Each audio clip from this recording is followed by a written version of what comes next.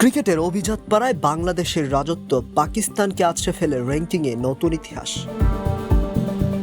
মাঠের ক্রিকেটে যখন রূপকথার গল্পকেও হার মানায় তখন ইতিহাস নতুন করে লিখতে হয়। সাদা পোশাকের রাজকীয় ফরম্যাটে ঠিক এই কাজটাই করে দেখালো নাজমুল হোসেন শান্তর বাংলাদেশ। ক্রিকেটের সবচেয়ে অভিজাত সংস্করণ এবার বিশ্বকে এক নতুন বার্তা দিল টাইগাররা।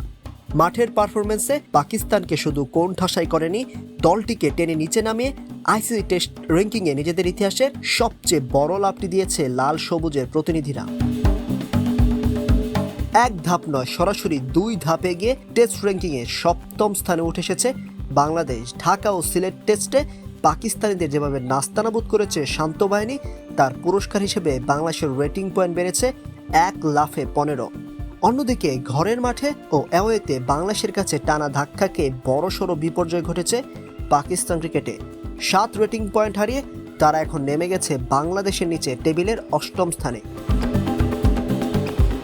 ব্যাটিং লাইনে নাজমুল হোসেন শান্ত, লিটন দাস, মমিনুল হক কিংবা অভিজ্ঞ মুশফিকুর রহিমরা যখনই দল সংকটে পড়েছে বুক চিতিয়ে লড়াই করেছেন, ঠিক তেমনি বল হাতে প্রতিপক্ষের ব্যাটারদের এক মুহূর্তের জন্য দম ফেলার সুযোগ দেননি নাহিদ রানা, তাইজুল ইসলাম, তাসকিন আহমেদ কিংবা মেহেদী হাসান মিরাজরা।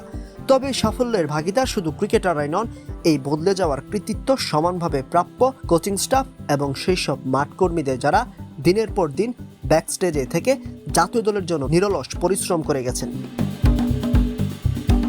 একটা সময় ছিল যখন টেস্টে বাংলাদেশকে মনে করা হতো কেবল লড়াই করা এক দল, কিন্তু মিরপুর আর সিলেটের 22 গজ এক পরিণত আগ্রাসী এবং পেশাদার বাংলাদেশের গল্প বলছে। এখানে আর টাইগাররা শুধু ম্যাচ বাঁচানোর কথা ভাবে না, তারা ম্যাচ নিয়ন্ত্রণ করতে জানে।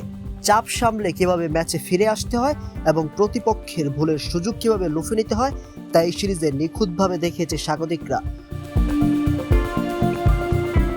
পুরো সিরিজে এমন কোনো মুহূর্ত আসেনি বললেই চলে যেখানে মনে হয়েছে পাকিস্তান ম্যাচটি নিজেদের নিয়ন্ত্রণে নিয়ে নিয়েছে। কোথাও সামান্যতম প্রতিরোধের আভাস মিললেই মরণ কামড় দিয়েছে বাংলাদেশ। প্রতিবারই বুক ভাঙা হার নিয়ে মাঠ ছাড়তে হয়েছে বাবর রিজওয়ানদের।